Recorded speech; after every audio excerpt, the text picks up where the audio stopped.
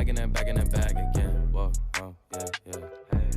Hey everyone, and welcome back to the Splash City Basketball Podcast. I'm your host, Steve Hartman, and today I'm shifting gears a little bit. I've done a few tactical breakdowns. We've talked a lot about the Timberwolves in the last 6 weeks or so, and with their season ending, I thought we'd dive deep into the world of pickup basketball.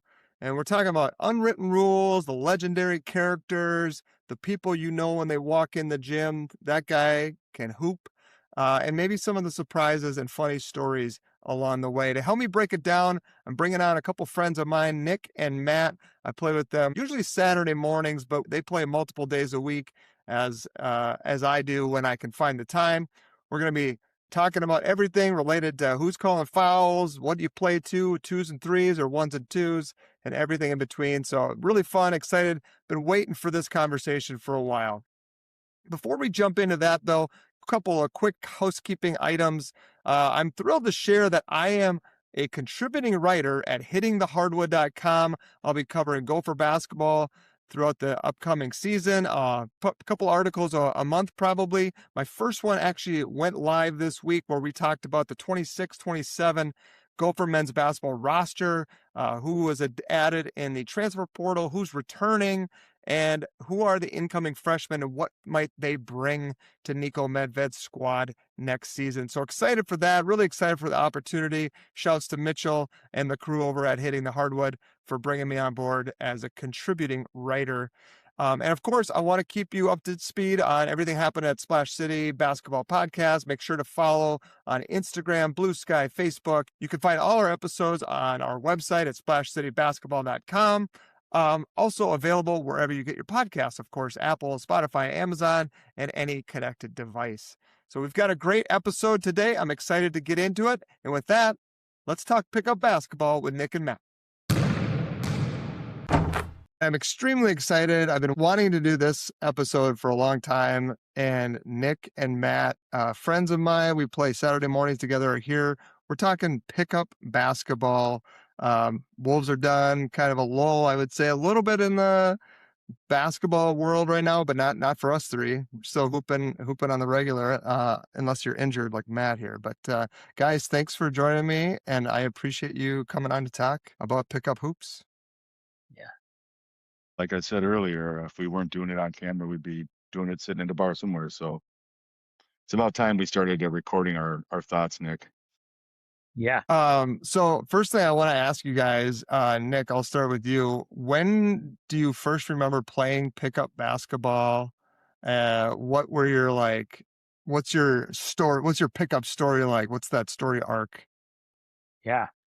So I grew up in upstate New York, about 40 miles outside New York City. And I remember before you could drive, before you got your license, like my nearest friend was, it's a good mile and a half walk away. So I had a basketball hoop in my driveway and I would just shoot all year round, like rain, snow, cold, anything. It was like the only thing I had to do. And so then eventually friends started riding bikes over. So we would play 1-on-1, 2-on-2, 3-on-3, whatever we could do just to stay busy. And so it really started with driveway basketball. I never played, my parents didn't care about sports or play sports. So it was just whatever games I could muster up in the driveway is what I would do. And so, it was like you checked it by throwing it against the garage door. That was like, your half court check. And we used to draw, chalk on the driveway. And we had a rule that you could, like I had a hill that the ball would roll down. Mm-hmm. And so, that was the rule no matter what, that the last person to touch it had to go run after it and get it. So that was like early basketball. But once I got my license, I turned 16. That's when I just started picking up friends and we drive all over the place, just to wherever we could find a hoop. This hoop had a net, that one had a chain net. We'd try it all. We just wherever we could go just to get games going, and whoever was there, we would just try and play pickup with. It didn't matter. The joy of the game just brought us out. That was our hobby. That's how we stayed busy. Did you ever make it to Rucker Park? I gotta ask. I have not been to Rucker Park. I've been to the Cage down in West Fourth a couple of times. But no, that's a regret I have. I remember buying VHS tapes of Rucker Park, though, highlights back in the day, from the back of Slam magazine. You'd order them to see whoever taped it. Do Yeah. guys like us have to show up at like 5 a.m. on a Tuesday to even get on the court at Rucker Park? Like Oh, when's the over no, yeah. 40 past their Well, prime games? I think you can actually get on the court decently, but what they do is they do like when they do their tournaments and when they do their Oh, right. that's when yeah, you have to get there just to get a seat. There's famous pictures of like when NBA players show up and someone gives them their jersey just so they can get in the game and play because it doesn't matter who it is. And there's Mm, dudes hanging off the fence and you can see people sitting on like the buildings across the street trying to look in. So there's famous stories of like all these dudes that went there and played, and Kobe's one of the most famous ones that went down there. And now a lot of NBA guys, it doesn't seem like they go and like push themselves or try there, but yeah, that's got a huge legacy, definitely. yeah, yeah. Matt, how about you? What's your kind of early memories of pickup hoops, and when did you get started? Well, a lot like Nick, it was a driveway basketball thing. Mine is a Larry Birdish type story. I grew up in a 10-acre hobby farm in northern Anoka County, and your nearest neighbor was 1 mile away. And, maybe they had kids, so there Hmm. was a lot of time you had to entertain yourself. And my dad was kind enough to install not just the shooting hoop, the 10-foot official one, but he put a dunk hoop on the other side of the driveway, Nice. and you could raise it, and lower it. Oh yeah. So my dunk package is a full result of the old 7 foot 7 footer. As far Uh, as pickup goes, though, I played organized basketball, all the way through high school at every chance I could get, and every summer league the coaches signed us up for, jamboree, and it wasn't until that all came to a screeching halt after high school, um, and you think like, God, to be honest, I cried when my last high school game, but there was like a sense of relief too, like of I don't have to do this anymore. It had been such I don't know, the seasons get long and maybe you're ready for something new. So kind of stepped away a little, but never filled the void. Uh, Basketball would go in and out for a while with, rec stuff in college and whatnot, but um, I guess the pickup that got me back into it, uh, might be the men's league over at the JCC mm, in St. Louis yeah, Park. Uh, that was fun. yeah. So yeah, um, my the thing I remember most about pickup basketball and just like becoming a part of it was, I was a role player in high school and for many years, and I wasn't needed to shoot and dribble, did a lot of other things, and then you go play pickup basketball, and you don't need like screeners and guys that rotate the ball, you know. Play defense, and you realize quickly, like, oh shit, I need to learn to dribble and shoot real quick. So, in a way, pickup Yeah. basketball kind of helped me like get a little fire under my ass to round out my game. Nice, nice. I Yeah. can't believe you didn't always have those handles. I mean, I'm shocked. Your Tim Duncan 18-foot bank shots too, man. Those are polished. Well, I've noticed the need for fundamentals and your age kind of, it's like it's on a graph. They Yeah. go in the line like that. So Yeah, yeah. Um, yeah. I got a good story. You guys were talking about like growing up. So we had a hoop, we had a park in the back of my house, with full basketball court, concrete, chain nets. Um, Oh, chain and nets. yeah, yeah. And Love so the I mean, I was sound. always out there. And when I was little, it was like I was out till dark. And then as I got older, I'd stay out obviously past dark. People would roll up with their cars, the big subwoofers, and we got music going. It was awesome. But I one year got an itch to paint the backboards. So I bought spray paint, and on one backboard I did an and one logo, if you remember and one. Yes, of course we do. And then on the other one I did a Nike swoosh. And I mean, the last time I was in that area to see that, it was still there, probably 5 years ago now, at least. But like, I still would go back and be like, oh, I remember when we did that. We climbed up there, we sat on the rim. I don't know. I must have grabbed the Yeah. net and pulled ourselves up because I certainly couldn't jump that high. And spray painted them, but. Yeah. I was kind of the same as you, Matt. I played growing up through high school and then went to college, played intramurals, played in some rec leagues and men's leagues and stuff like that. And then when I moved to the cities, I went to school up at Fargo. And then when I moved to the cities, I was coaching and I didn't play hardly at all when I was coaching. So it wasn't really until like 20, see, my second son was born in 2017. I was playing like men's league or whatever once a week. And then I started working downtown and I played at the Y when they built the new Y at the Gavaday Commons. And I played there for like 4 or 5 years, just probably 3 days a week, every noon run. And then obviously found you guys in your groups. And now there's a group I play with out here. But yeah, it's funny how you kind of go through these arcs of like when you play a lot and then Yes. you take these breaks and then you're back into it. And it's like, I don't know. I can't imagine not playing now. Like I'd be so I overweight. I I've never found any kind of exercise like jogging or cycling that the need for competition Hmm. and the team that going against other people is it's hard to replace that when that's what you love and look forward to. Absolutely. Now, Nick, Yeah. sorry, go ahead. No, I was just gonna say it's interesting you guys. I did not play in high school. I was one of those never had the confidence to try out for the team, and but I was around it. I tried out 1 year in eighth grade, no freshman year I think it was, and I didn't make the team, but I think the coach saw that I had like a huge passion and just around it. So I ended up. He asked me if I wanted to be the manager. So I was the manager of the basketball team, and I got to practice with them every day, and which was super fun. And I would keep the stats and like run the book, and um, so it was super fun to be around. I did that for 2 years, and then I was like the statistician for the high school team, and I ran. I did a couple of local cable access broadcasts where I promote my friends the most there on that, but. I was always around the game. I always loved it, but I never played super competitively.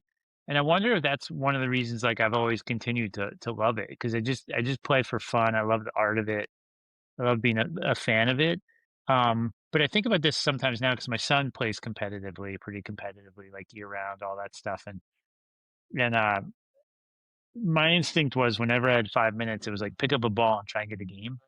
And I think it's like more of a job when you're on a competitive team like that, and I think it does something to you. So I'm glad you guys found pickup after that because I think sometimes I actually think sometimes that can sap the joy out of it maybe too is but those games, those pickup games, those 2-on-2 and 3-on-3 epic battles I would have with my buddies feel like just the most important thing that happened to me during that time. It was like you fought to the death in those little pickup I've games. still never beat Ryan Fiswold one-on-one to this day.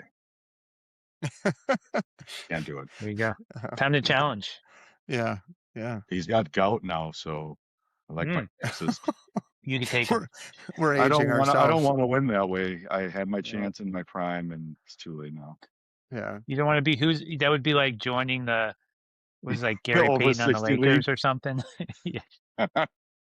Yeah. That's funny. It's I think probably part of it is I grew up in a super small town and I got to play and there's guys who probably went to Minnetonka and Wyzetta and who are a million times better than me and never played high school basketball, varsity basketball. So Yeah. it's somewhat luck of the draw in terms of like I got lucky to play all three sports and I'm not great at any of them, but man, I love that competition. Let's talk a little bit about the games themselves because I have found and I have played in a few different runs the different rules that we go through in pickup and if you have a preference. Um, the one that I love about our group that plays on Saturdays, but it's also all the days over there is the winner. Like you never play more than two. So everybody kind of gets to play, and that's like maybe an older guy thing, right? Where we're all just there to have fun and get some exercise.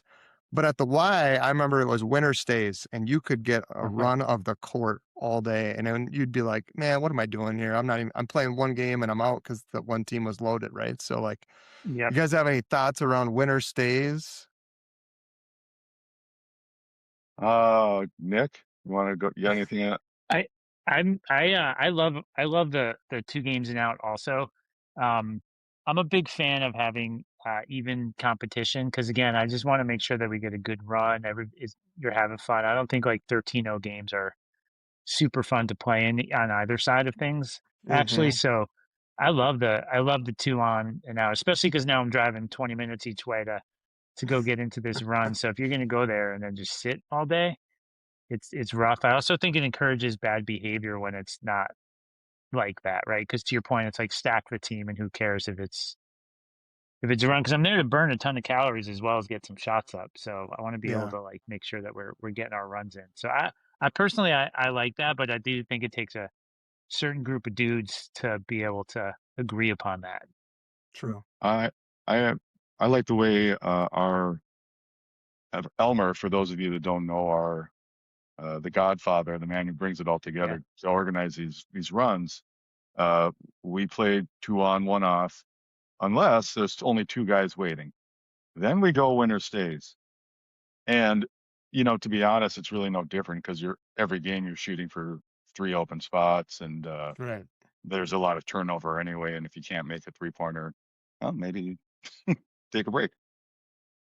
Yep. It's funny. My Thursday run out here in Mound, they go winter stays as well. But the interesting is we don't shoot threes; we shoot free throws. And I would bet you the percentages are very similar to when we shoot threes because To nobody, make the team, you mean yeah, for open because spots? yeah, Yeah. for open spots because nobody shoots free throws anymore. So like, what's the difference if it's 12 or 15 feet versus 19.9? Whatever. Yeah. It's funny. How about scoring? You guys, I know we play again twos and threes on our runs. The Thursday group I play with out here is ones and twos. I don't remember what we played with at the Y. Obviously, ones and twos, then the threes become a little more important. But do you guys have a preference, or are you just used to twos and threes now? I don't care as long as somebody says something at the beginning of the game. As long as Yeah. it's Yeah, established before we check So the ball, we should know what we're playing to and how we're getting there. yeah. Other than that, eh, I have to so ask. I can never keep track of scoring games, by the way, so yeah. it really doesn't apply to me. I wouldn't remember anyway. I'm kind of the same. People ask me what the score is in the middle of the game. I'm like, I don't know. I'm going to play until they tell me it's over. And so, um, I always grew up playing twos and ones. And Okay. so twos and threes, I had to get used to this. I also had to get used to shooting threes for the open spot. So it took me a year or two to get my 3-pointer dialed in so I could actually stay in games because it was almost like after a game, I'm like, oh man, now it's like a guaranteed I'm sitting because I haven't been practicing my threes. Like, what are we gonna do? So now I'm used to it. But I want to say so. We were talking about pickup. I used to live in New York City. Used to run in gyms all across New York City.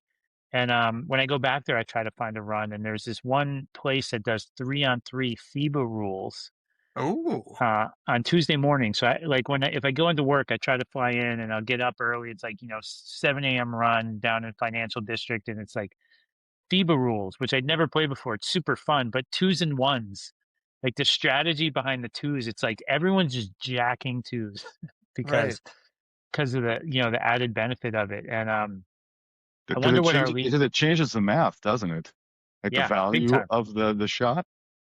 Yeah, it does. Okay. It's especially if you have Ins- like Instead I of would consider the both of you guys good rebounders. So you know, jack up twos. Who cares if you're missing? Just get the ball up on the glass because one of the big dudes will. If you don't hit it, one of the dudes will get it. what makes So you it's kind think of I'm not out on the perimeter jacking that three? because I That's know where I live. I gotta spacing. run all the way. Yeah, that's right. I gotta space out. Spacing. So if I'm jacking twos, you're probably underneath. Yeah. Yeah. See, Nick, I thought you'd say you prefer the ones and twos because you are more of a 3-point shooter. Yeah. And that means I that do. value is higher, right? For you then. Yeah. Well, Yeah. the main reason I prefer twos and ones actually is because I just want to keep playing. And so when 13 games of 13, when we play threes and twos goes too quick for me. Yeah. I That's I true. here's something that I think I understand. I've never really thought about it till now. I don't think I've ever understood why anybody needed to say twos and ones. What? Why? Can't? Is it the math? What's so hard about counting by twos and threes?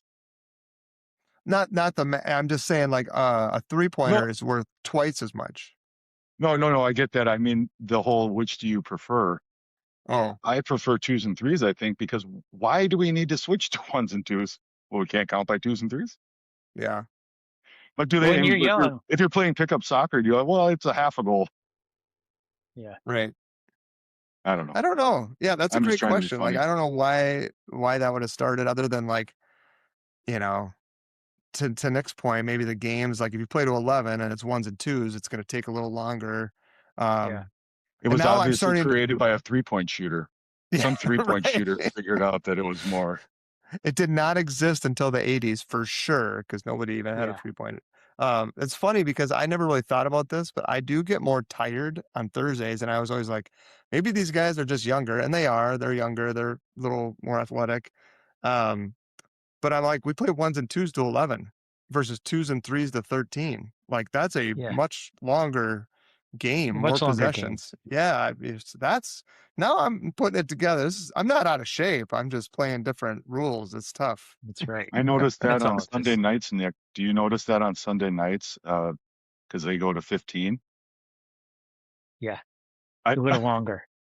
I'm always like 15. running, like at by point 13, I've spent my reserves. I try to time my energy level at the end of the game. So we'll get to 13 on Sunday night. I'll be like, whew. Like, oh shit, gotta go back and play defense. Still Yeah. gotta get another bucket. This game could go on. Yeah. You mentioned, Matt, before that you hate exercise that doesn't involve like playing or competitive or something. And I found that with basketball too. Like if I'm on a treadmill, 2 minutes in, I'm convincing myself I have shin splints and I can't do like I just hate it. But you put a ball in front of me and we're playing, I can run all night. And so I've actually found that the second half of games now is when I'm getting better. And then maybe it's because all you guys are getting tired. I Hey, don't know. Maybe that's I've 100% true.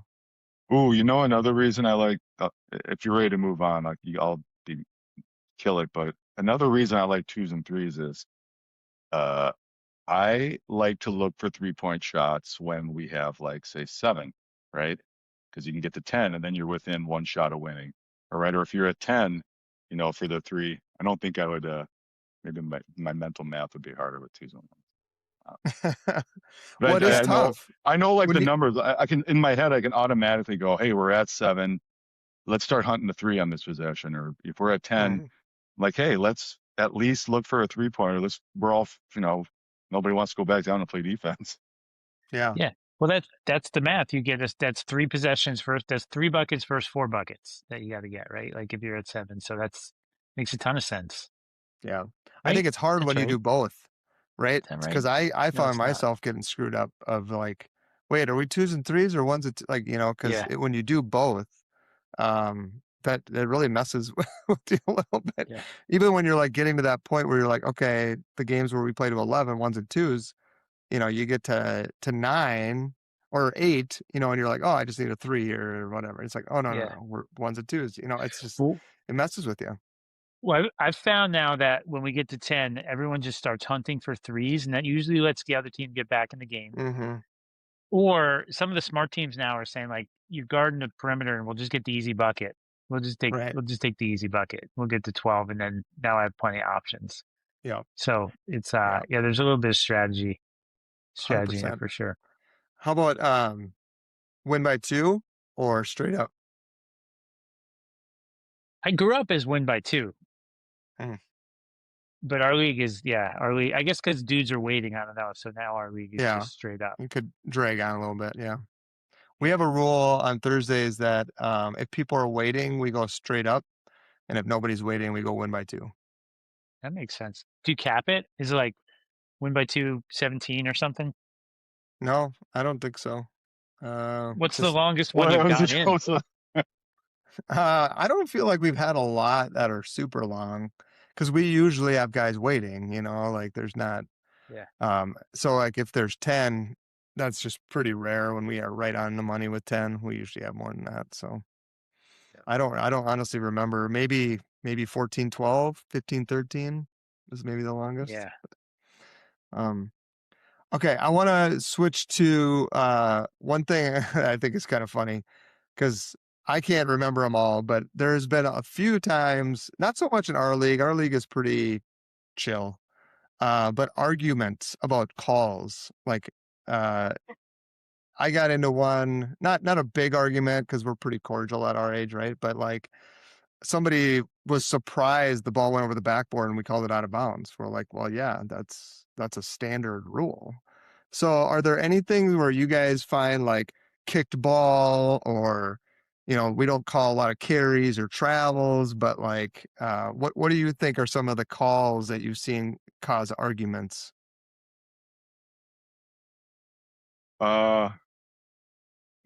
Nick, you go. Oh, I was gonna No, I say. know I was Matt's gonna got say that. feelings on this. Yeah, I know. I could talk Hot button. forever. The Let's go. the thing I think the thing that I think is the funniest about it is, especially where we play, is and this is a very Minnesota group of guys. The level of passive aggressiveness is infuriating. And what I mean by that is like, you know, anybody can call a foul, right? Offense or defense, it doesn't matter. And the rule is respect the call, and that goes pretty well. I think it works great. But guys will do the thing where they think they get fouled. The defense doesn't say anything. They have full right to call a foul if they want to, but they don't. I don't know whether it's for, pride or I don't call fouls. But then they're going to go to the other side. They like mumble under their breath about it, or fucking, complain that they got fouled and that's why they missed his shot. Yeah. So either call it or, shut up, I Do you have guess. that problem in New York City, Nick? I can't imagine. Oh my God. Yeah, the argument over foul calls.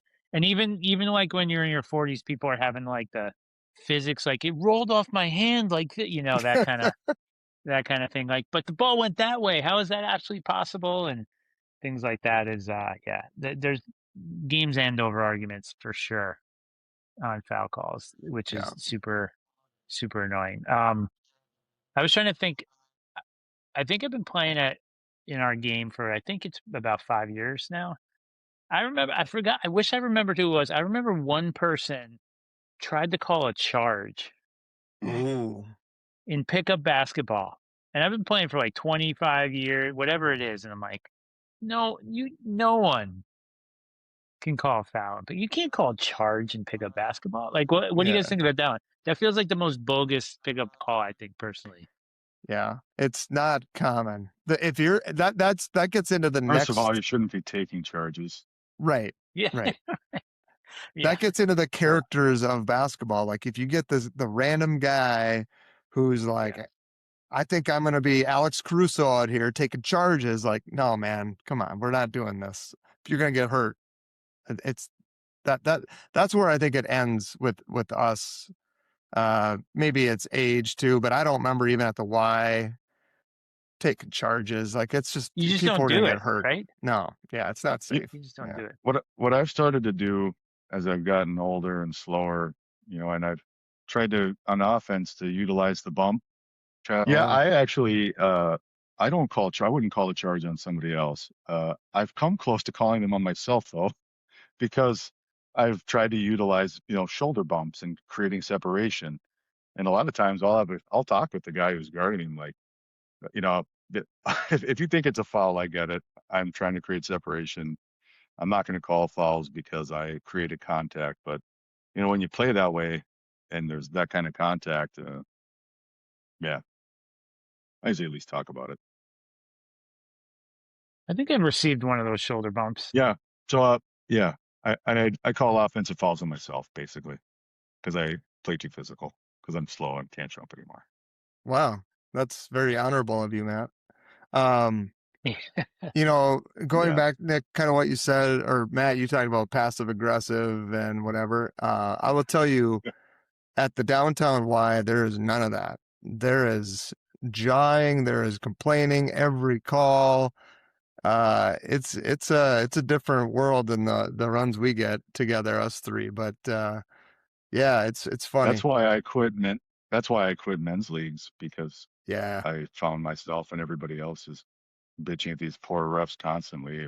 They probably were terrible, but they're guys making, $12 an hour Yeah. trying to, get through the day. And I'm just, Yeah. Yeah. yeah. So there's the lack of arguing in our league is because if Th- the game's going to stop for 5 minutes while we fight about physics and the ball rolling over the backboard, I don't have time for that. Right. So here's what I think is the worst part about men's leagues. Like we go and play in our pickup game, like on a bad night where you're losing and then you got to sit, you're still playing 50 minutes to an hour of basketball, like running 50 minutes to an hour of basketball. On a good night, you're maybe like when you're winning, I don't know, maybe you're where there's not enough guy, you're playing 90 minutes to 2 hours of like running basketball. And in a league, you're probably playing 20 minutes and it just doesn't feel like it's not satisfying. Hmm. It's just not Oh, satisfying to chopped me. up. Yeah. Like, yeah, That's too chopped that's up. funny because I remember that playing in a men's league after kind of doing the pickup thing, and I was like, oh, that's it. Like I'm not even tired because Yeah, I'm used to running an hour and a half or whatever it was, and you're like, this is crazy. yeah, So yeah, it's good. The yeah. funny, the, the funniest thing I would say about rules in our league is I I consider myself, pretty well informed. I've learned two rules that my entire life I thought were myths, and I argued, I think the word is Vehemently, vehemently, vehemently. Vehemently. vehemently against these calls. There's no way that could be right, and it was schooled both times. The first was the ability to catch your own air ball. Mm. Well, yeah. I was like, of course you can't catch your own air ball. That's a travel. That's like passing it to yourself. Can't do I that. still don't believe it. Yeah. So the godfather of our league sh- printed out the rule book, and in every league except the NBA, you can catch your own air ball. And in fact, it's a loose ball, so you can shoot it. You can do whatever you want with it again. You don't see it happen very often, and I bet you most people would scream like crazy if they saw it. But uh, that's what Elmer he showed it. The other one, and this is good for pickup basketball and like playground ball, is hand is part of the ball. Mm. No, it's not. Your hand is your hand. If you slap my hand while I'm dribbling or whatever, you just fouled me. You smacked me. No, Paul looked, the Saturday morning guru looked it up. And in fact, when your hand it's part of the ball. Huh. I have not verified these on my own, full disclosure. They were brought to me by people I trust, though, and who wouldn't lead me astray. So Yeah, but there's also get in the printed comments and rules. let me know what you think. That's what there's printed rules and then there's like the unspoken basketball Right. rules. Like you shouldn't airball. You should also, Yeah. do you deserve to get that? I Yeah. have yet to try to like airball a three intentionally and run and go to like catch it and lay it in. And then windmill it. Yeah. The windmill. Yeah. Yeah. Do it. I think another rule I like in our group, and it's probably more indicative of our age, but I like the guy hits the floor, we stop playing. I kind of like that. Just Yeah. like let's not mess around. It's one of my favorites. It's like, Yeah. well, because we're Yeah. all like, did he blow an Achilles? Do we have an ACL? Like, what do we got? All Yeah. right, we're good. Okay, let's take a Yeah. pause. Um, and then everyone spends 10 minutes like kicking the floor, trying to get the sweat up Yeah, from it. yeah, I So, I too like that rule. Uh, I always think it's funny to look around though and see like the super competitive guy or guys that like, oh man, I had a wide open layup. Yeah. I'm like, yeah, sorry, dude. yeah. uh, The only drawback to that rule is it also applies to shoelaces. And so I have a couple of shoes where my shoelaces just always come mm, untied. So I'm always trying to like sneakily tie it so that they won't stop the game. But if Elmer sees it, he stops it. no matter where I am on the court, he'll stop the break. Oh, And I'm like, damn it. Like we had an open layup. I blew it. So I just got to learn the double knot. You'd think I would know that yeah, by now, but yeah. Um, speaking of tying the Nick's shoes. trying to turn this into a shoe podcast. No, By okay. the way, Steve, No. we're gonna have to keep him focused here. My sneaker game is not on point. Stay focused. But the next thing I wanted to talk about does relate to gear. So thinking about like the characters, say you've never met someone, they walk in the gym. What are like oh my God, this guy can hoop. This guy looks like he can hoop. What are your kind of like red flags? Or maybe I think sometimes for me, it's like, what's their shooting form? Like, do they look like they know how to shoot? Because then I'm like, all right, I might trust Yeah. this guy versus, sometimes they got what do they call it? Like the getting off the bus team, the team that gets off the bus, and you're like, that guy's huge and he's built, but he Yeah. can't dribble or shoot. So what's your kind of character thoughts on pickup hoops? Well, I got one when it's whenever there's a younger guy that shows up that's like looks like an athlete and is pretty, ripped and everything, and they spend more time stretching than shooting, Mm, I get worried. okay. Yes, because Elaborate, please. They're like this is like a trained athlete who's like, I gotta limber up because I'm not worried about my touch. I'm gonna beat everyone down court. It seems like it works every time Oh, where so they you're saying that they're that supremely athletic, like they're more worried yeah, about. and they're Yeah, like they're dialed in, and they're also probably coming off of like, this is what we do before we play competitively is got it. Yeah, okay. we stretch versus all of us start coming in and shooting threes like fresh off the bus. Yeah, that's one I, thing for me. But I'll be honest, if there's a new guy in the gym, I will definitely watch him take some jump shots or do whatever he's doing. And then right before the game starts, if he's not on my team, I'll tell the guy who's guarding him, I watched him shoot. Don't give him any three. I yeah, won't say the opposite. I won't say like, this guy can't shoot for shit. yeah. Lay off him. That's always a good way to break the ice for the new guy.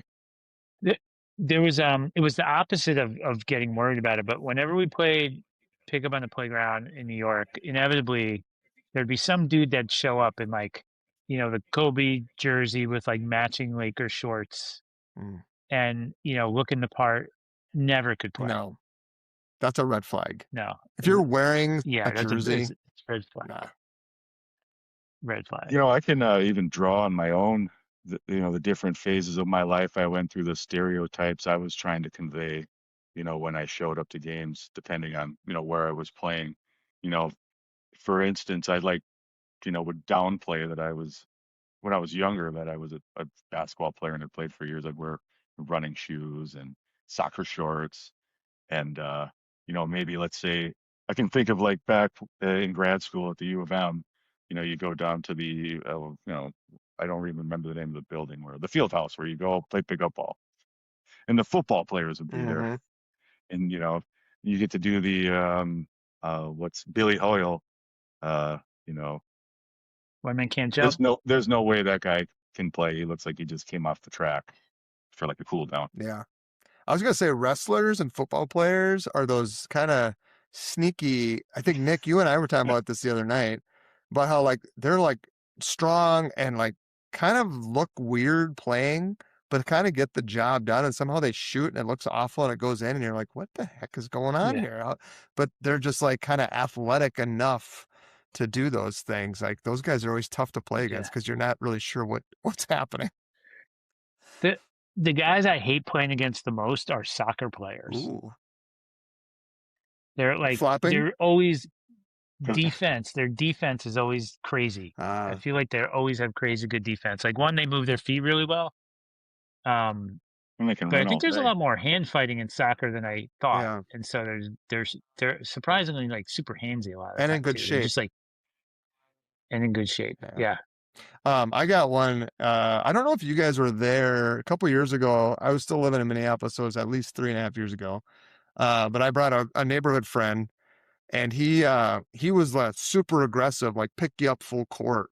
And then I swear to Oh, God, took himself out of the game, and almost like we were like, is he gonna die of a heart attack? Or what is happening? Like just played way too hard, like you got to kind of, especially when you're going into a group that knows each other, you got to feel the group out, Yeah. and understand what's going on a little bit. But that was the overly aggressive guy. I feel like is kind of common in some of the runs.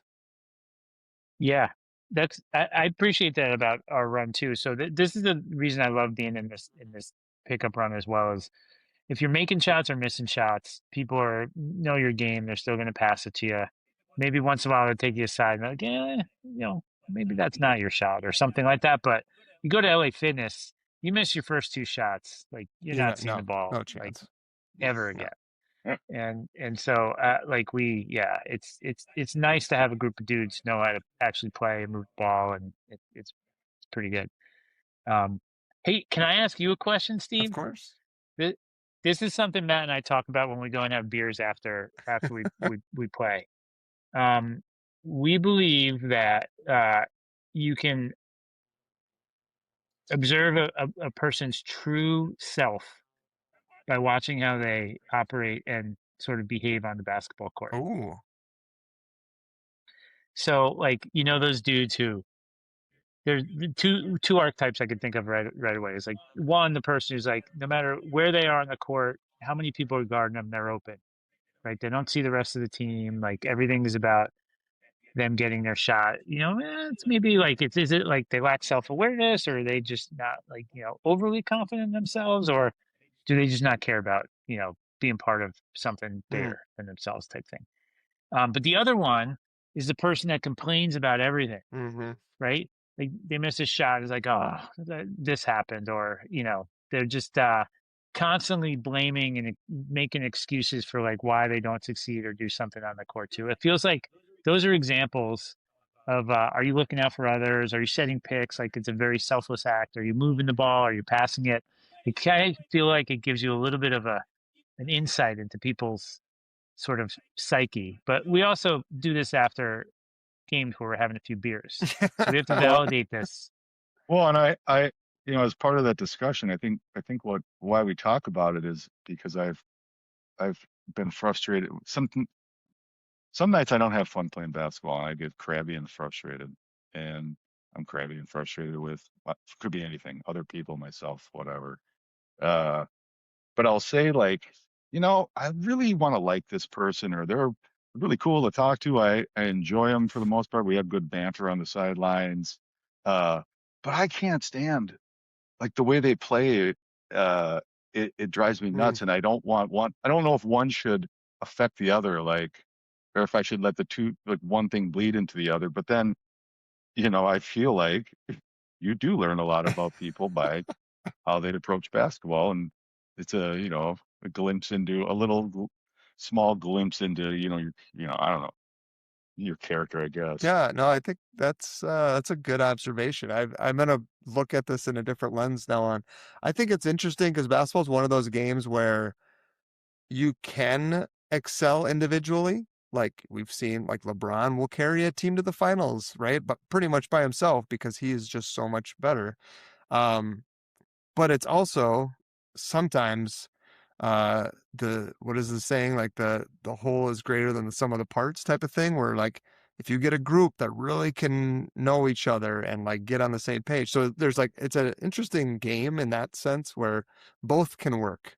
um but I think for pickup, yeah, it's hard. I think when you're like, I remember going to the Y, and if I was with a group I knew, I played so much better because I just know who's going to be where and what this guy likes to do. And, are they a driver? Are they a shooter? Are they going to look for me?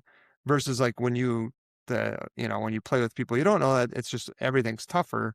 And if one of those people is like, they're not a passer, they're taking bad shots, it just deflates the whole thing, which is true of any game. But like, I think, Are you sure you're not describing college basketball right now? no, Because every year they have a brand new team, and it's all pickup basketball yeah. for the. Yeah, but like Sorry, I didn't mean some of to. them, Didn't mean to get you off topic. no, you're talking to a guy whose favorite form of basketball is college basketball, so you gotta be careful. But yeah. I love. Yeah, No, I I'm not going to shit it. the, the I don't the want the to be. teams who I like it can too. find that continuity quickest are the ones that you generally succeed though, right? So, but yeah, that's interesting. Like I think there's probably some people I would agree with that when I think about them, but I agree with you, Matt, on the fact that I hate to do it, but sometimes I will be like, God, I just can't stand playing with this guy. He's super nice and I love talking to him, but oh God, do I just want to avoid being on his team because I can't do it. Um, so yeah, that's Can 100% I real. can I add a new like stereotype, a new favorite stereotype of mine type player that Oh yeah. walks into the gym? I can keep this short. This I've come to appreciate is the guy, how do I sum it up in like 3 words? Plays down to his competition guy. Hmm. Plays down to his comp and not in the bad sense like you would think like when you talk about a professional or college player playing down to the level of an inferior opponent supposedly. I'm talking about the guys that we know who were top level athletes and are still in their 20s and 30s, physically, you know, taller, faster, right? Those guys, they're special, at least where we play. But almost all of them are so nice and are so self-aware that they like don't play, too hard. They don't like beat the shit out of you, or for lack of a better term, or dominate just because they can get to the basket every time. Yeah. I really like that type of player. It's my new favorite stereotype. We've had a bunch of new ones recently. Mm. Once in a while, when I find myself guarding them, I'm like, you can come at me. My ego can handle it. Well, well, I would when rather you get I would rather get your best, and what I can handle it for a game than oh, he's gonna take it easy on the old guy. That just is more insulting, and I don't like that, not at all. you don't like that they play down. I mean, in a way, I appreciate it and like it, but they do it to be like it's for fellowship, right? To make friends. I'm not here to like fucking dunk on a bunch of guys. Excuse me, sorry, dunk on a bunch of guys that barely know me. I'm here to make some friends and get to know some people, and so there's I like that. kind of want you to call them out by name for the next time you face them. Oh, I absolutely do. I think Tell I them to say go it. all out. Well, I made that mistake with Kevin Heinrichs one night, uh, and he put a shoulder in. He took me down low immediately after I said something, and he took me down low immediately, and I was kind of like, yeah, okay. This is one place I can play defense, and I thought I could absorb the shoulder to the chest from him, and I collapsed, and he just laid the ball in, and I was like, all right, that might not have been the best idea. Well, at least I know I gave him my best. We kind of had a similar Yeah. situation last Saturday, Nick, where, someone said, hey, can I bring this Oh, guy? And I made kind of the Oh offhand, yeah. yeah, tell me about this because I saw the chat and I was like, who yeah. did they bring? I mean, he was good. I wouldn't say he was like, oh my God. Like, I was more I'm a self-deprecating, like deep down, I have confidence I can guard people. But I was like, oh man, my ankles, if you bring him, you got to guard him basically. And he's like, okay, I won't bring him. I'm like, no, I'm fine if he comes. I'm making a joke essentially. He was like a UMAC player, like Division III, like all conference, played in Spain or something. Like he was good. Um, but not in like a whole, I mean, definitely better than anybody else on the court, but He made a few moves that made me think he was really good. yeah, But I'm also 5'9" and he was 6'3", 6'4", or yeah. whatever it was. But even just the little things like the way that they use their hands or create space with their forearm, Hmm. I felt that Yeah, quite yeah. quite a bit. Well, when he So, told me he hadn't um, played in like 18 months because he had wrist surgery, then I was like, yeah, oh, oh God. That's a little bit different problem. But I think, afterwards we were kind of talking about the levels, right? And like guys who play D3, and then there's guys who play D2, and there's yeah. guys who play low major D1, and then there's Big Ten, and it's like it's just mind blowing how good guys can get. But yeah, he was good. It was funny because I'm always like I'm more of the yeah, let's go bring on the challenge. Like, I want to guard whoever, even if they're 15, 20 years. I mean, this guy's probably almost 20 years younger than us. But yeah, Yeah. he was good. He was definitely good. He made a couple of like spin move into a step back that I was like, dude, you're 6'4" and you're creating 6 feet of space, and this is easy for you. So Yeah, once he started hitting threes, that's when it became very different. yeah. Yeah, initially he was missing It some threes because you could tell he was a little rusty, and all of a sudden it was like, oh, okay, this yeah. is a problem. So the interesting thing with playing with dudes like when you're playing with dudes like that instead of against dudes like that too, is they really make everybody better. I told Matt this, like I'm pretty aware of who I am as a basketball player now. I'm 50 years old, still playing. I'm proud to be still playing, but I like to think, I'm sometimes the fourth best player, but probably like the fifth best player on the teams that I'm playing on all the time.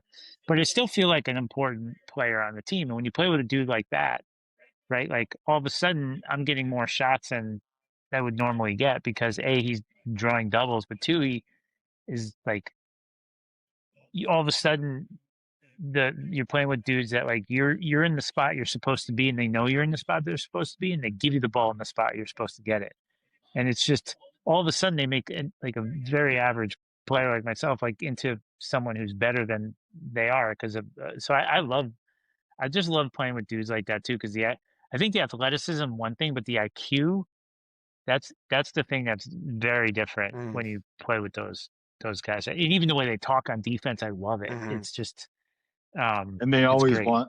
they always want to get the uh the low man like a bucket. They love like Oh yeah, feeding the, whatever guy they, cheer for you. Yeah, the yeah, IQ thing, Nick, I think is spot on. Like the IQ part of basketball is like the part I kind of enjoy and I like, and like who's tagging the roll man? Like, does anybody, and so like when I get frustrated, Matt, you talked about this a little bit, like whether you're frustrated with yourself or with others, but like, I'm like, somebody needs to do, like this. And I'm definitely not the person I'm not there to coach, right? Like we're just there to have fun. And so I don't complain about it. But like when I play with somebody who knows where they're supposed to be, they know how to rotate on defense. They know if I drive here, I should float to the corner. Like that stuff is awesome. And it makes it so much more fun. Whether you make the shot or yeah, you get there on defense, whatever, none of that really matters. What matters is like, were you trying to do the things that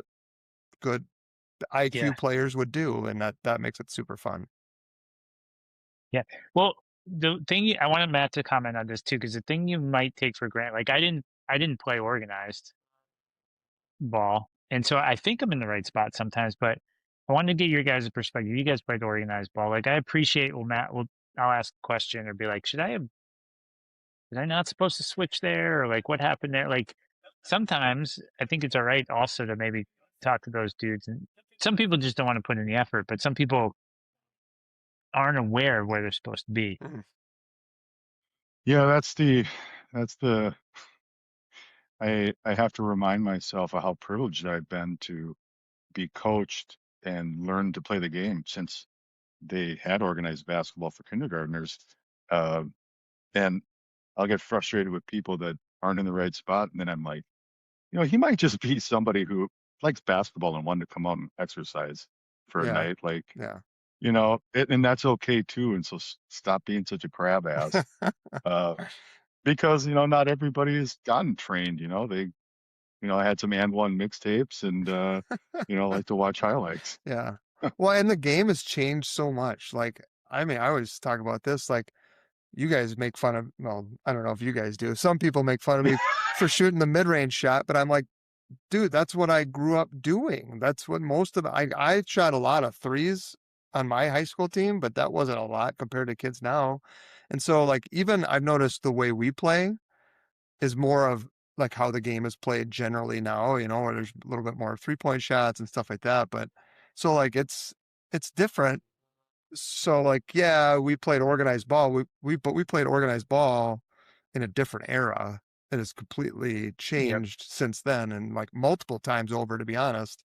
I think about that when I coach my son. I'm like, this is not the same game. Like some of the same things should apply, footwork and spacing and things like that. But like, Yep. um, I think, where you should be like, well, where I was coached to be, like nobody does that anymore. Like it's just not really a thing Yeah. as much. So I think it's more just like playing off of each other and like, I always go back to the Ted Lasso scene where Jamie and Oh, Roy are definitely. arguing about like, I need to give him space. And he's like, you need to be there to help your teammate.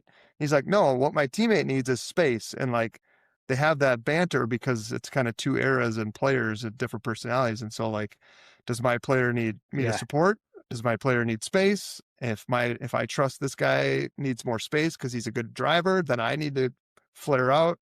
If he's driving to draw defense and wants me to come over for a, handoff or something, like it's just all these things of just kind of learning and playing with the same guys. That's one thing I appreciate about you guys. I I love playing with this same guy. I get all my buckets off of floating to open space. That's like pretty much how I get open because it looks like I'm standing still and someone turns their head for a second. Mm. It's like whoop, just like move to a different spot or like Matt gives. I feel like at least once a night I get an open look off of a double team where Matt is like about to do a drop step and someone comes over to him and he just kicks it to me, and it's like It's the love best that shot. play. It's the best shot in It, basketball. Yep. but you got to be in the line of sight, right? Like I gotta be in a spot where it's easy for him to get it, or he can see you, or I just love that. My favorite play now, my favorite, and this is me being old. I love the extra swing pass. Mm-hmm. I just love it. I love the pass up a good shot to get the best shot type thing on the wing, and that's something that I don't always see in youth basketball. Is like I'm passing it from the corner to the top of the key, not to give to the shot to the guy at the top of the key because I expect them to like continue the ball path. Yeah. And it doesn't always happen. Like that's something I miss. But man, that's so satisfying when it's like boom, boom, boom, and then like open shot. It's my Yeah. favorite. My favorite Love it. is the guy yelling one more. One more. One One more. more. Yeah. Yeah. Well, I remember there's a guy we play with, Joe Couillard, who's a coach. Yeah. And I remember I was having a really bad night. I was playing with, and we were playing with like they're younger guys, like way more athletic. I was the smallest easily. I probably missed every shot I took. And I remember the biggest compliment he gave me is I just made an extra pass. And I just hear, great extra, great extra. And I thought like that's like one, thank you. Yeah. But that's like just You can basketball always tell IQ. who the coaches are in the group. Yeah. They're cheering for Yeah. the little stuff like Good that. extra. Yeah. Yeah. It is good stuff. Yeah. He's another great guy to play with because he knows the same thing, right? The IQ part of it is huge, and he's not doesn't need a bunch of shots, even though he probably could take a ton. So Yeah. love guys like Hey, that. I think I enjoy Joe the most when and this is going to sound bad, but I enjoy when he's playing poorly because I get such a kick out of him yelling at himself. Dang it, Joe! Dang it, Joe! Oh, that's Joe Sullivan. Different Joe. That's a different Joe. Sullivan. Shouts, oh yeah, you're talking shouts to about young Joe and old Joe. Shouts to yeah, Young Joe, old Joe. Both Joes. both Joe's quicker and better than me, but I like to call one of them old. So- and young. I would like to bring up Joe Sullivan for a second though, because I had this similar experience. So one of the greatest joys of my life that happened like 3 years ago was we needed an extra player. My son, he was I think 15, 16 at the time, came and played with us. So I like got to share the court and play like in a really competitive game with him. And he was, I mean, he's a much better player already than I am. He's 17. He's like, but it was so much fun. And Joe does that. Like Joe's kid sometimes now comes without Joe Yeah. and plays with us. And he's just like one of the gang. Yeah. He's, it's super cool to see like the basketball generations come together. That's one of the things I love about pickup too, is it's like everywhere I've lived. I lived in New York, Atlanta, Minneapolis, like community. Mhm. It is basketball is community. Yeah. And it's awesome to see like the generations kind of like pass it down to each other in the love of the game. It's super fun. Yeah. Yeah, that's one thing at the Y too. Like I was gonna maybe have Lita Walker on. She kind of I wouldn't say runs, but she's like she's like the Elmer of the downtown Y run. And I mean, kudos to her because she plays against all these guys all the time, and she's I know her husband Jason. Oh yeah? Is that Jason Walker? I'm Yeah. not sure. She's an so. attorney downtown, and so she's been Yep. playing there forever, ever since I have. But just her perspective, because she does a lot of like, hey, let's organize a YMCA 3-on-3 tournament downtown and like stuff like that, and it just creates this, you get to know people, like you guys were saying, like you create this group, and it's just I would say our group that we play with is like super close, and it's fun to have people out and go have beers and like just create these friendships. So Yeah. that's really what it's Well, about. well, when you talk about things like foul calls, earlier and arguments or things like that, it's a lot harder to argue and yell at somebody or want to fight them if you're going to see them 2 days later and they might be at the happy hour, and you've been playing with them for 7 years or whatever. It's like, all right, I'm not going to, I don't know. Yeah. That's one of the great things about our game. Yeah. Yeah. I think, and they've kind of hand selected. I don't know if it's hand selected, but like, it's kind of a group that, okay, we'll invite this guy. If he's cool, then he's on the list, right? It's not like a open invitation, which creates a little bit more control over the types of people. But there's been a few flare-ups, but nothing major. Yeah. Yeah. Um, I think I had one where I argued with a guy. I thought he had kind of disrespected a foul call I made, and this was a guy that I knew well and played with, and I was probably in a bad mood for whatever other reason when he showed up, but I took exception to his like calling my foul soft or something, mm, and you know we like we were raising our voices and arguing, and uh, eventually a couple guys came over, like good citizen, like, hey guys, step apart, like let's not do this, and what was great was the other guy and I looked at each other. We're like, no, we're fine.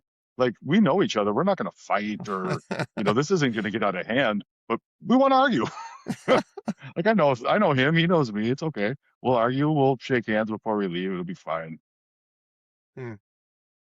Yeah, I saw a few downtown that did not end in so amicably. That's for sure. There would be games that got Yeah. stopped from it and stuff. So, Well, it's easy. It's easy when you don't know people well to like continue to argue like that too. So that's the other thing is when you're playing consistently with the same guys, you know where they're coming from. Like I've had times where like the week just carries over into the game, and yeah, then like if your shot's not falling and you like the weight of the world's on your shoulders, and like you're mad about you're not really mad about basketball, right? You're mad about like whatever else is going on, and so I think that's what I like about like a community of basketball is people respect that. Like they can tell when you're off, like as a person or whatever the case is, and they're there for you.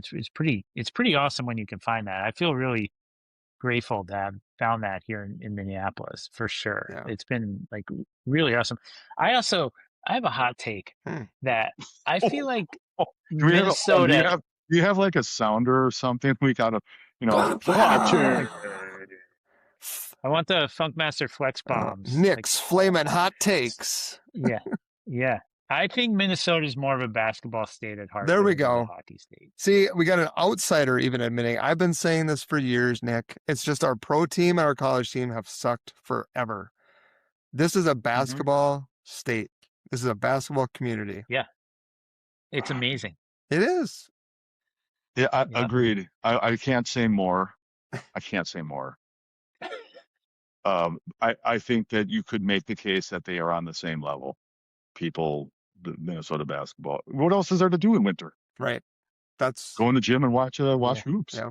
Yeah. I mean, Yeah, where I grew up, it was a little tiny town, and the gym would be packed on Friday nights for home games. Mm-hmm. Everybody came. It was Yep. the local entertainment. Yep. We were an hour away from the movie theater, so they didn't really have a choice. Northern Minnesota and some metro schools, hockey is huge, and it's let's be honest, in the major sports, it's at the bottom. We're one of the biggest states for it, for sure. But Yeah. I think even John Krasinski's talked about this before of like when the ratings come out, if the Wolves are in the playoffs and the Wild are in the playoffs, the Wolves draw more. And it's just a fact that there's more basketball fans in the state. Yeah, our pro team and our college teams have sucked. Imagine if the Gophers were regularly in the tournament, making Final Four runs every 10 years. It would be a different dynamic. Yeah. If the Wolves had won an NBA championship, it'd be a different dynamic. So there's also, so when we moved here, we were told everyone here is really friendly, but you got to make friends before the winter because everyone is happy to be your friend, but no one invites you inside or whatever the cliche is.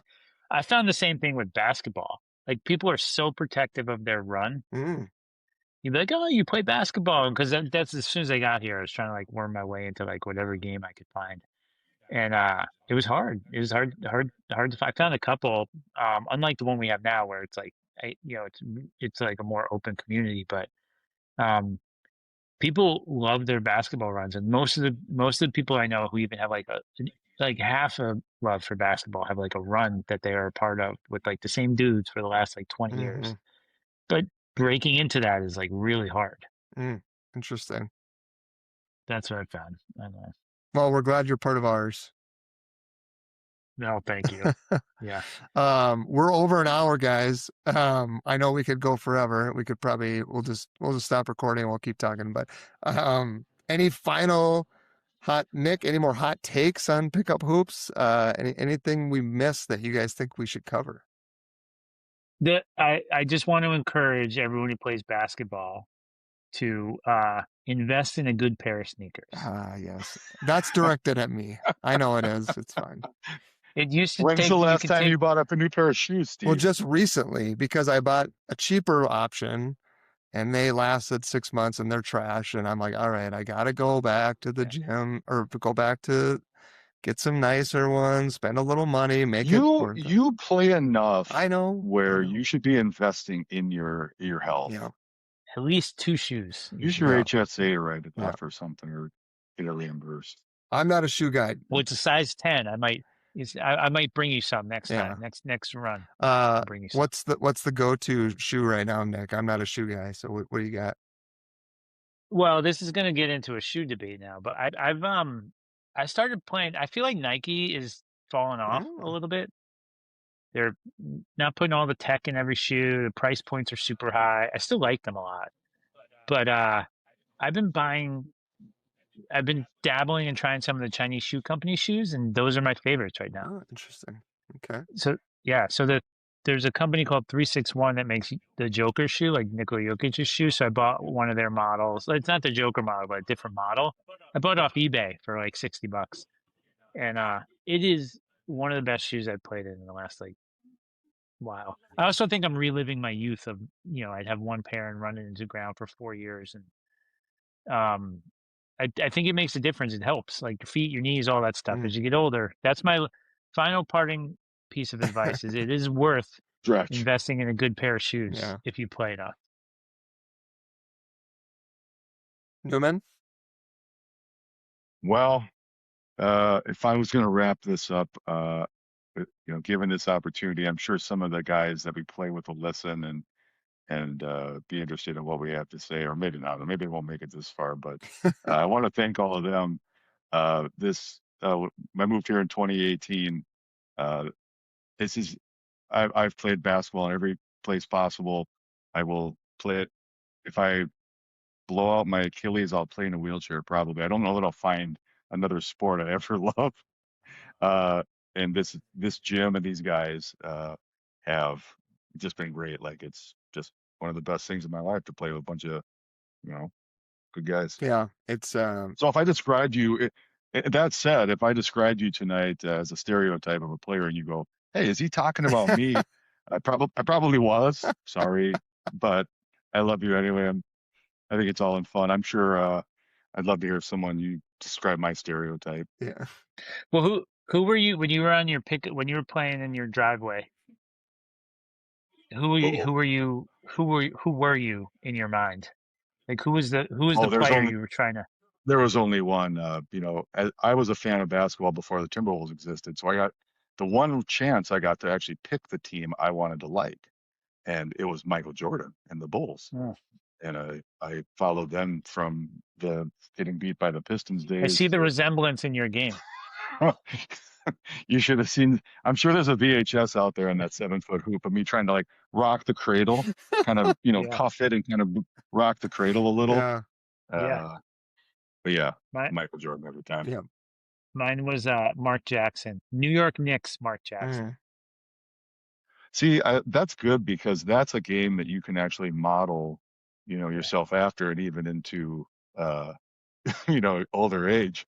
When you model yourself, you try to play like Michael Jordan, and it doesn't last long. Jats was pretty ground bound, so it's achievable. Yeah. How about you, Steve?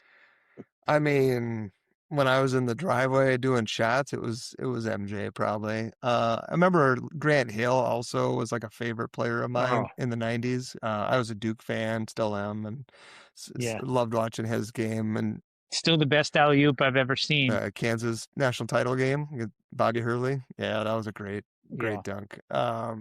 Yeah, I don't know. I mean, like MJ, I mean, the Wolves I was 6 when they started.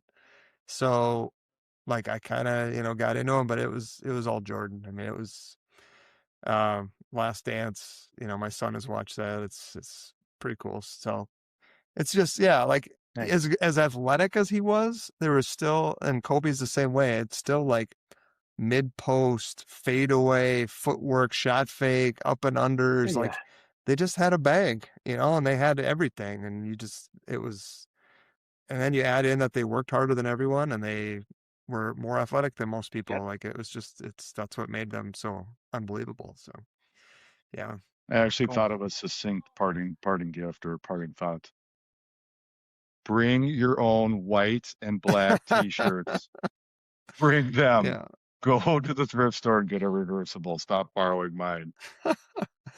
I got lucky enough to wear your Heinz 57 jersey that one time, and I feel like I can never go back. That thing was nice.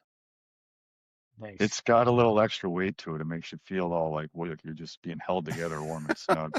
Kind of absorbs some of the contact. Yeah. Oh man. Well, this was super fun, Yeah, guys. that was a present from the man sitting right next to me here. Oh, Yeah. that jersey came from Nick? It came from the actual Heinz. Oh, because corporate you used to work office. for Heinz. Yeah.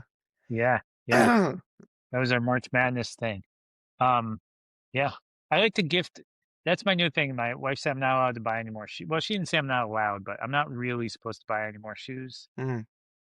So now I buy them for other people. So maybe, Steve, you'll get lucky enough soon. I'll bring you a pair. Yeah, I mean, I just got some new Nikes, which you just trashed, so I guess I'll have to try some. No, Nike's good. They're they're just they're being caught up too. Yeah. That's fair. Yeah, there's the shoe guys. There's definitely shoe guys. You, Rashad, and another buddy of mine, Derek, is a big shoe guy. So it's never been my thing, but yeah, you can appreciate when you get a good pair. That's for sure. You're Billy Hoyle. I get it. I actually went back and tried to download a picture of every shoe that I ever owned from starting to play. I was amazed at how far I got, and then I started finding screenshots of the old East Bay catalogs. Ooh. And I just went through, I'm like, yep, because I ordered. That's where I got all my shoes from. I'm like, oh, there, I remember that one. I had that one too. I found like 20 different shoes. It was great. Oh my God. That's another. I had these Sean Kemps that now I look back and I'm like, those things are hideous. You remember they were I black and remember white those ones. and The green? big Yeah, they and they had like the kind of swirl or the white kind of swirled around. Yeah, they were crazy. And then I had the Grand Hill Filas. I remember that. Yeah. Oh, Yeah. Dude. I like that. Oh, Funny. good talk. Yeah. So good. Yeah. Well, yeah, this is going to be the longest one. This is great. Again, I knew this would be fun because obviously you guys are awesome and I respect your game, echo your opinions, Matt, on the group and just how important it is. Like my wife even knows how important those runs are. So glad we could talk about it and I appreciate you guys coming on today. I could Thanks, talk Steve. for hours, Steve. Thanks for letting us do it. Absolutely. And kudos to you for taking your passion and turning it into something with this podcast that you started also. Now you have a home for all your sports knowledge that random Nick, you're thoughts. gonna have to start taking like a notepad and take some notes of our best takes from after basketball beers to share for here. Yeah. Come prepared. Perfect. Well, yeah, actually, Matt, I think you were the one that brought up like you should do an episode on pickup basketball. So I was like, you know what? Yeah. That is true. Like a lot of guys play and there's different things and we all know the characters and we all know the things. And it's just a fun, kind of a fun segment to do here. The Wolves not playing anymore. So appreciate you guys coming on. That's the show for today. I appreciate Nick and Matt coming on. Enjoyed the conversation talking about pickup basketball. Hope if you are still playing, play as long as you can. Enjoy it. Have fun with it. Compete. I had a doctor tell me that it's one way to stay young, and you got to keep going as long as you can. So, I like others I know. That's their form of exercise, right? It's running may not be your thing. Biking, strength training and stuff is good too, of course, as my wife always reminds me. But ultimately, what I'm passionate about and where I get the most joy exercising is definitely through a run, through the game of basketball. Um, Again, like I said earlier, check out Hitting the Hardwood. I will be contributing articles there throughout the next few months covering Gopher basketball. I think next article will probably focus a little bit more on the tactical schematic things that Niko Medved does and how that might translate with his new personnel this year. But in the meantime, make sure you give us a follow. Make sure you subscribe to the podcast wherever you listen. And I appreciate you all for being here. With that, this has been the Splash City Basketball Podcast. Back in that bag again.